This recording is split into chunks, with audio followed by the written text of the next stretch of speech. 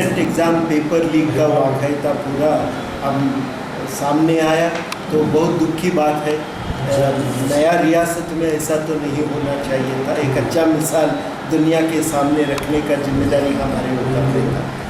अब हम सब लोग जानते हैं कि एमसेट एग्ज़ाम एक बहुत ही अहम एग्ज़ाम है। इसके लिए बच्चे पूरे अपने ज़िंदगी को बाजू रख के सिर्फ ये एग्ज़ाम की प्रिपरेशन में लगे रहते हैं।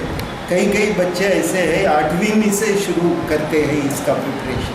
तो इतना है, ये इसी एग्ज़ाम से उन लोगों का फ्यूचर भी पूरा डिसाइड होता है। तो किस रास्ते पे आगे जाएंगे, किस मंजिल पे तक जाएंगे, ये इस एग्ज़ाम पे ऊपर डिपेंड होता है।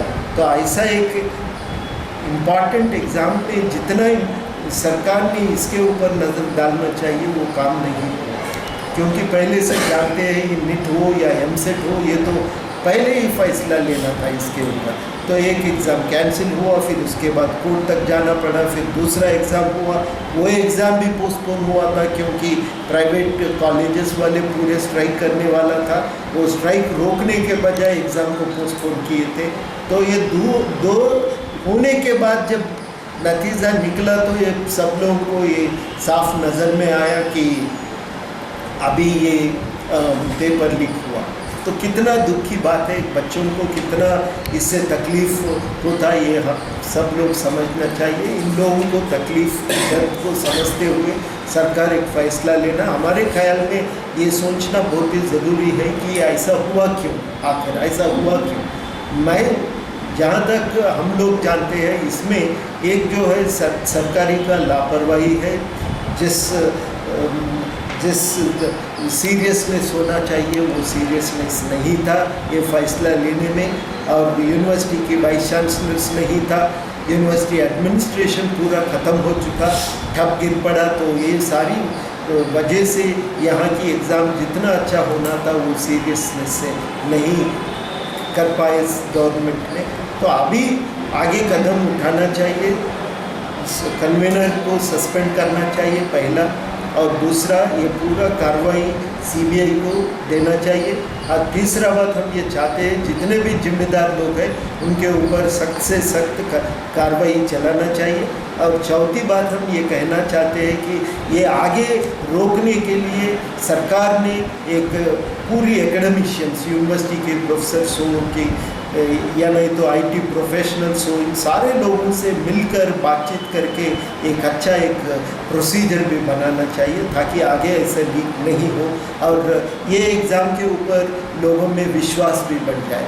तो ऐसा एक तरीका बनाना भी बहुत ही ज़रूरी है। आखिरी में हम ये भी बताना चाहते हैं इसका जिम्मेदार मिनिस्टर के ऊपर भी रहता, जिसने भी हो इसके रेस्पॉन्सिबल जो भी मिनिस्टर है इसका जिम्मेदार, लेकिन उन्हें अपनी जिम्मेदारी कबूल करना बहुत ही ज़रूरी है। ये जिम्मेदारी कबूल करके उन्हें आगे अगर अपने आप ये इसकी जिम्मेदारी कबूल करके अगर आगे बढ़ेंगे तो ये कुछ ठीक करने का मौका और दूसरे ऑफिसर्स के ऊपर भी थोड़ा वजन पड़ता। तो ये सारी चीज़ ये लोग सोच समझ कर कुछ एक्शन लेना बहुत ही ज़रूरी है। सर जेईसी के डिमांड क्या है सर? हम डिमांड करते हैं नंबर 1 पूरा एमसेट कन्वेनर को सस्पेंड कीजिए। दूसरी बात हम ये कहना चाहते हैं कि पूरा जितने भी सीबीआई से इंक्वायरी करवाइए। और तीसरी बात हम ये कहना चाहते हैं कि जितने भी जिम्मेदार लोग हैं सबसे सख्त इनके ऊपर केस कार्रवाई चलना चाहिए। और चौथा हमारा डिमांड है ये पूरा रोकने के लिए पूरा एजुकेशनिस्ट और पूरा आईटी प्रोफेशनल से बातचीत करके कुछ हल निकालना चाहिए ताकि ऐसे चीज़ आगे नहीं हो।